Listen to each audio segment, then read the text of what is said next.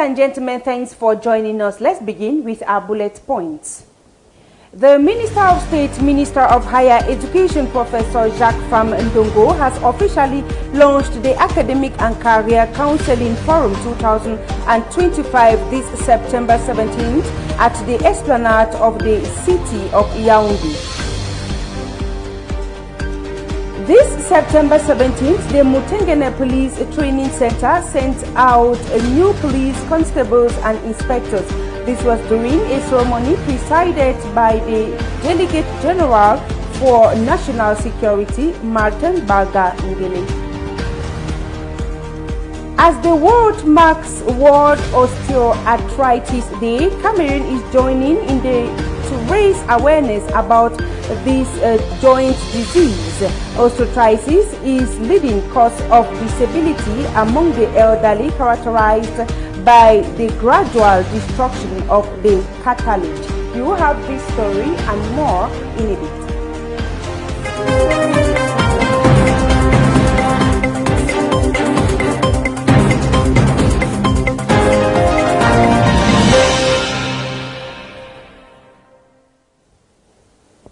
Thanks for joining us. We begin with a tweet from His Excellency Paul Biya this September 17th, 2025, where he says, "Today we should be asking ourselves questions. Does our democracy mean rejecting of legality? Should our democracy undermine all our achievements and institutions? Should our democracy build or destroy the state and the nation?" His Excellency Paul Biya, President of the Republic of Cameroon.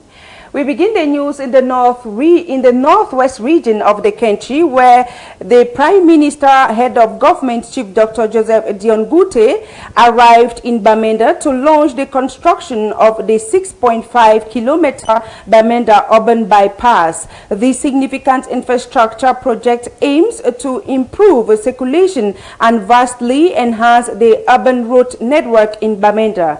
The Bamenda urban bypass will run from New Road Junction Mile Tunkwen to Hospital Roundabout, passing through key areas such as Finance Junction, Veterinarian Junction, and City Chemist Roundabout. The road will be a dual carriageway, stretching 10 to 30 meters wide in certain parts, and will be constructed alongside other feeders road. This project was initially announced in 2016 but was delayed due to the Anglophone crisis and issues with compensation for the affected properties. We'll be bringing you more updates of this story in our subsequent newscast. As you heard in one of our lead stories, the Minister of State, Minister of Higher Education, Professor Jacques Fam Ndongo, has officially launched the Academic and Career Counseling Forum 2025 at the Esplanade of the Yaoundé City Council. The forum's theme, Cameroonian Youth and the Implementation of Civic and Patriotic Values, a Guarantee of Peace and Development, highlights the crucial role that young people play in shaping the country's future. The event brought together stakeholders in the education sector to discuss ways to empower Cameroonian youth with the knowledge and skills necessary for their personal and professional development. The minister was accompanied during the launching ceremony by Minister Achille Basiliken III of Small and Medium-Sized Enterprises, Social Economy and Handicraft, who revealed that his ministry has set aside 420 million to support youth projects through the Ministry of Higher Education. This aims to foster entrepreneurship and innovation among young people, providing them with the financial resources they need to turn their ideas into reality. Let's now take a listen in the following excerpt of the Minister of State, Minister of Higher Education, and Minister Achille Basiliken III. They are speaking in the following excerpt on the microphone of Madoshe Kriati. Cameroonian universities cannot remain on the sidelines. They must transform not only to align themselves with the requirements of the BMD system, but also to enter in the era of university business in order to play a central role in training competent, responsible, and enterprising citizens. In this vein, the Cameroonian higher education system, under the highest leadership of the head of state, His Excellency Paul Biya, is today undergoing a historic transformation with the emergence of the university business concept. It is very important for students in the development of their future career to receive clear information about precisely their future orientation.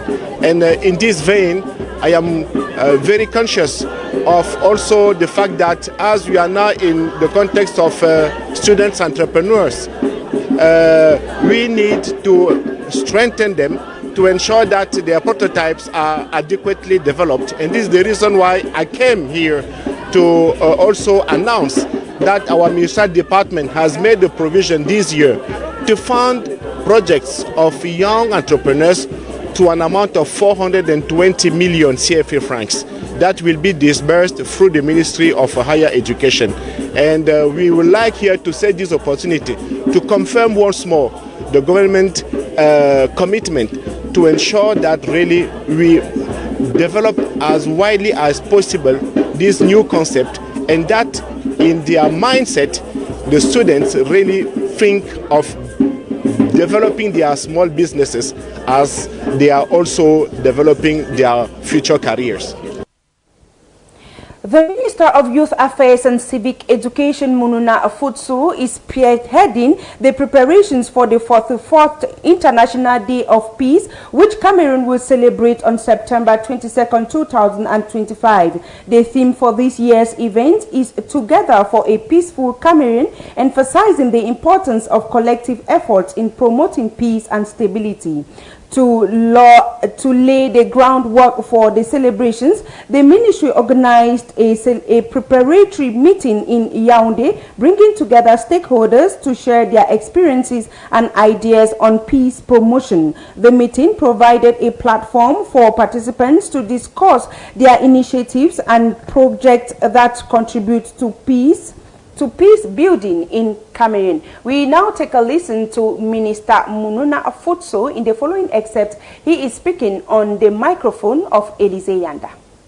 It beckons us to rise above our differences, overcome interpersonal barriers, and resolutely reject all forms of division, discrimination, tribalism, hatred, and intolerance. It is therefore up to us to stand together as one, close-knit, and resolutely determined to stand against these scourges. The time has come for each one of us to fully play their part and contribute to this shared quest. Of course we can and must stand up and take action together, guided by our common vision of achieving peace. United in the same spirit, let us overcome our individualistic tendencies and harness our efforts as one people, which is the only way to make us stronger in the face of adversity and preserve our nation during crucial moments in its history. I have no doubt whatsoever of our active patriotism, as well as your strong sense of responsibility, which at the end of your discussions will surely contribute to building a peaceful, prosperous nation united in its diversity.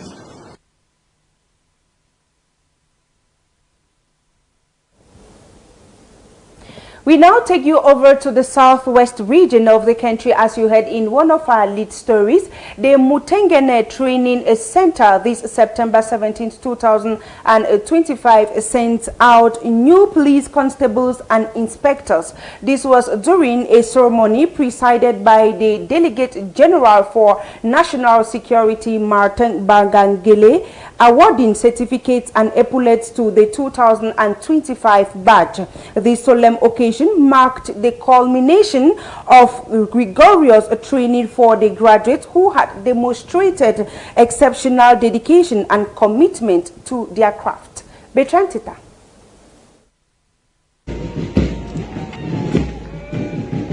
During the ceremony, the Delegate General for National Security, Martin Bangangele, charged the graduates to carry out their duties with diligence and professionalism, emphasizing the importance of respecting the law and protecting persons and their properties. He reminded them that their role was not only to maintain law and order, but also to serve as guardians of peace and security in their communities. The Delegate General's words served as a poignant reminder of the weighty responsibility that rested on the shoulders of the new officers. The ceremony was conducted in a strict military tradition, underscoring the discipline and rigor that defined the training process. As the graduates received their certificates and epaulets, they expressed deep satisfaction and gratitude, marking the realization of their dream to serve their country. Very grateful for this day. I thank God for giving me life today. All my struggle in life with my parents, in short, I'm so happy for them. As you can see, they are all over, surrounded by my people. In short, I'm overwhelmed with joy. I don't really know what to say, but all I say is that I thank God and I appreciate my parents who, throughout my journey up to this level, I am today grateful. The event provided an opportunity for friends and families of the graduates to celebrate this significant achievement with their loved ones as they presented bouquet of flowers and words of encouragement. The passing out ceremony signifies the beginning of a new chapter in the career of the graduates who are now equipped to serve their communities with professionalism and integrity. The graduates, comprising individuals who had entered through direct competitive exams and special cases authorized by the head of state, had undergone rigorous training to prepare them for the demands of their new role. As they embarked on this new journey, they carry with them the expectation of their fellow citizens who look up to them for protection and service. The ceremony concluded with a military parade showcasing the discipline and precision that the graduates had acquired during their training. The event served as a testament to the commitment of the police force to excellence and professionalism, and the Delegate Generals charged them as a reminder of the importance of upholding the law and protecting the vulnerable. As the new officers take up their post, they do so with a sense of pride and purpose, knowing that they have a critical role to play in maintaining peace and security in their various communities and wherever they are sent to serve.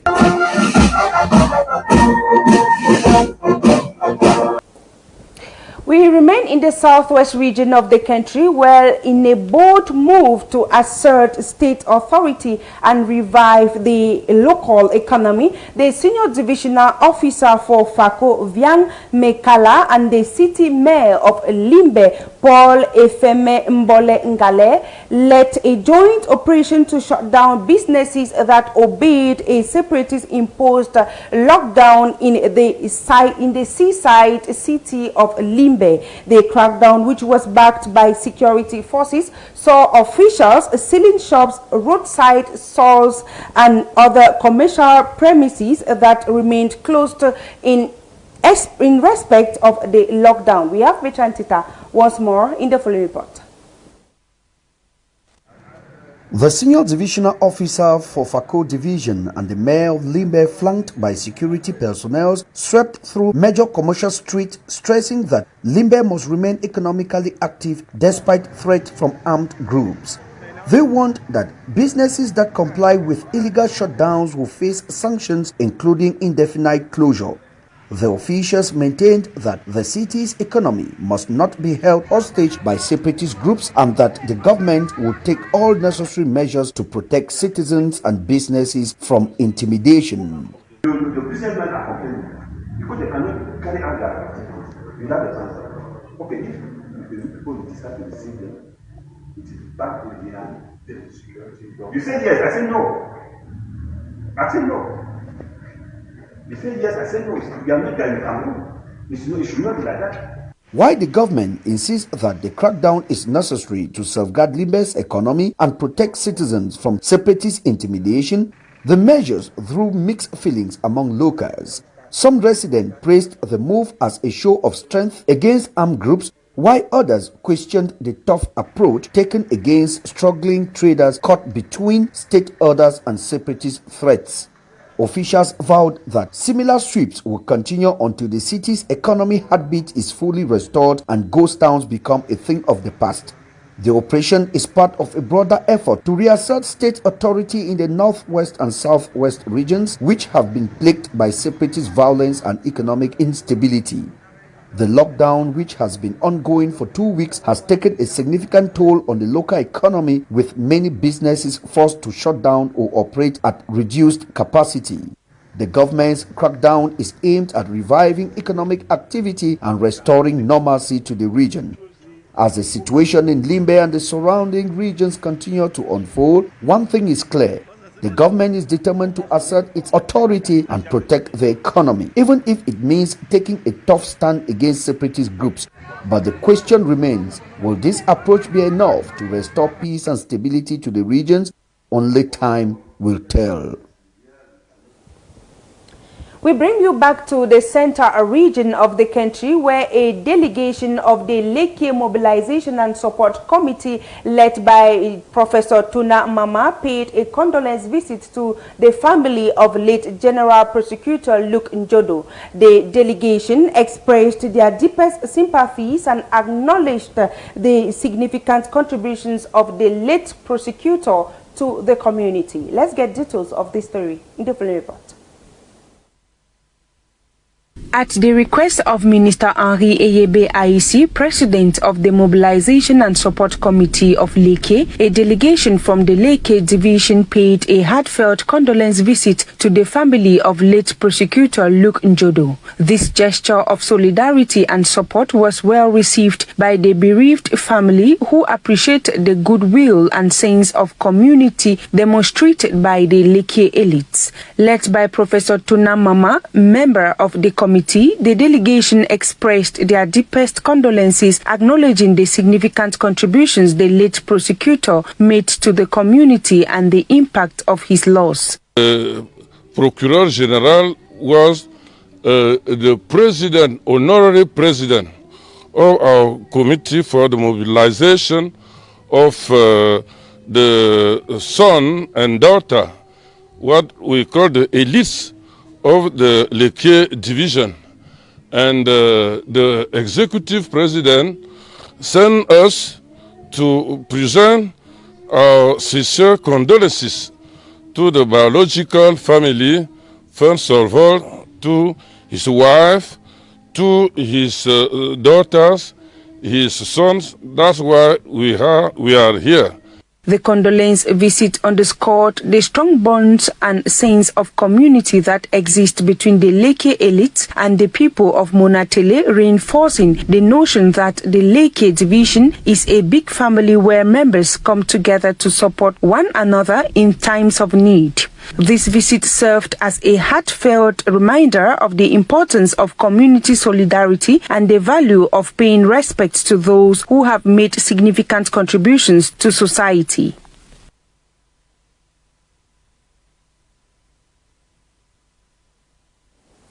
Let's now talk health in this newscast. As you heard in one of our lead stories, Cameroon has joined the rest of the globe this September 17, 2025 to raise awareness about the osteoarthritis disease, which mostly affects the knee. Osteoarthritis is a leading cause of disability among the elderly, characterized by a gradual destruction of the cartilage in joints. To mitigate its its impact, prevention and proper management are crucial. Let's get details in the following report.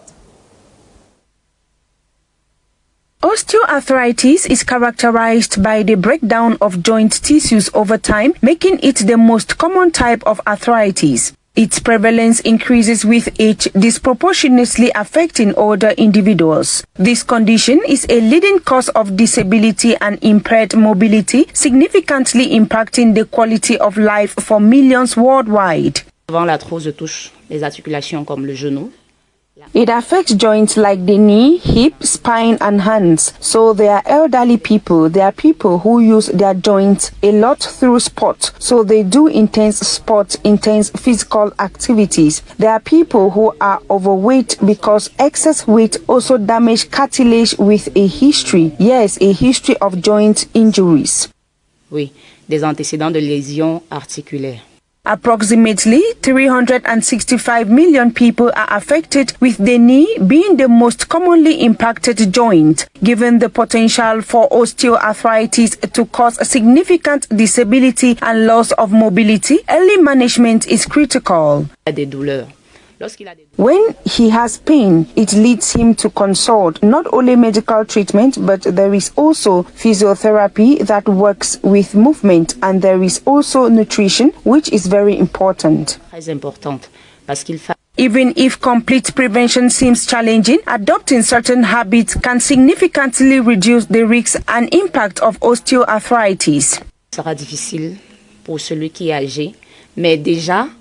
It will be difficult for the one who acts, but already controlling one's weight, for example, can help us avoid the problem. I would advise these people to take care of themselves, to eat well, to see specialists regularly, and not to wait until the disease is present before consulting. The physiotherapist will perhaps give you the gestures to follow, the gestures to adapt daily practices in your activity, how to use your back, how to use your knee, how to take better support, how to move the loads you will have to move. Comment prendre mieux ses appuis, comment déplacer les charges que vous aurez à déplacer. Given that around 70% of those affected are over 55 years old, it is beneficial to incorporate healthy practices throughout life. Maintaining joint flexibility and stability alongside proper dietary hygiene for muscle strengthening can contribute to long-term joint health. Ladies and gentlemen, we have come to the end of our 7 p.m. news over Camdis Television. It was a pleasure staying with you. Betty Blanche Major will be yours at exactly 8 p.m. for news in the French language. Meanwhile, I will be yours again tomorrow when it's exactly 7 p.m. Do enjoy the rest of the evening in the company of interesting programs over Camdis Television.